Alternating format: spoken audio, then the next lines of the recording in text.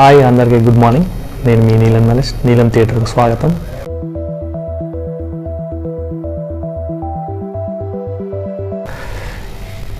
ఈరోజు టాపిక్ ఏంటంటే, నిన్న చెప్పుకున్నట్టుగా ఆది మానవుడి నుంచి మనకు ఎలా పుట్టిన నాటకం అనేది చెప్పుకోవడం జరిగింది.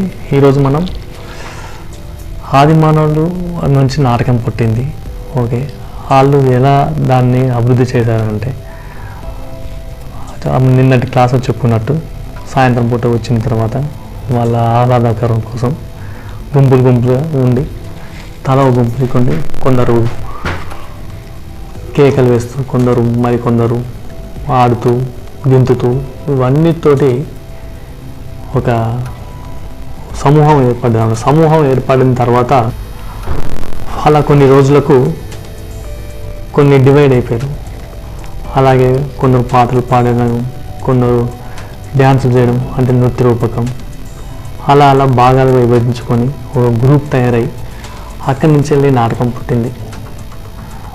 రాను అదే కొన్ని రోజుల తర్వాత మనకు చరిత్ర చెప్పుకున్నట్టయితే వాల్మీకి మహర్షి రామాయణం రాసినట్టు అందులో మనకు కొన్ని ఆనవాళ్ళు తెలుస్తున్నాయి. అప్పటికి స్త్రీలు కొన్ని వాళ్ళకు సపరేటు గదులు,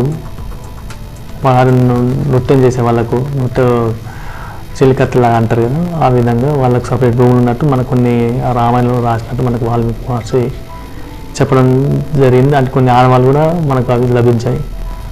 ఆ రోజు నుంచి వెళ్ళి మనకు ఇంకోటి ఏంటంటే, మన భారతదేశం గొప్ప ఏంటంటే నాటకం పుట్టింది, నాటకం రాసింది ఇక్కడ మన భారతదేశంలోని, ప్రపంచంలో ఎక్కడ లేనటువంటిది మన భారతదేశంలో మాత్రమే ఆ ఆనవాళ్ళు మనకు లభించడం జరిగింది. అది చాలా గొప్ప విషయం. అప్పటి నుండి ఇప్పటి వరకు అంచెలంచెలుగా అభివృద్ధి చెందుతూనే ఉన్నది. మరిన్ని అప్డేట్స్ కోసం చూస్తూనే ఉండి నీలం ఛానల్ని. Thank you. Please subscribe my channel. ఇప్పటి వరకు ఎవరు సబ్స్క్రైబ్ చేయకున్నట్లయితే సబ్స్క్రైబ్ చేసుకోండి, లైక్ చేయండి, షేర్ చేయండి, మరియు కామెంట్ బాక్స్లో మీ కామెంట్ కూడా పెట్టండి, ఓకేనా. మీకు నాటకం మీద ఆసక్తి ఉంది, యాక్టింగ్ నేర్చుకోవాలని ఉంటే నన్ను సంప్రదించండి. నా మొబైల్ నెంబర్ తెలుసు కదా, 9866752507, ఓకేనా. Thank you. నేను మీ నీలం నరేష్. బాయ్.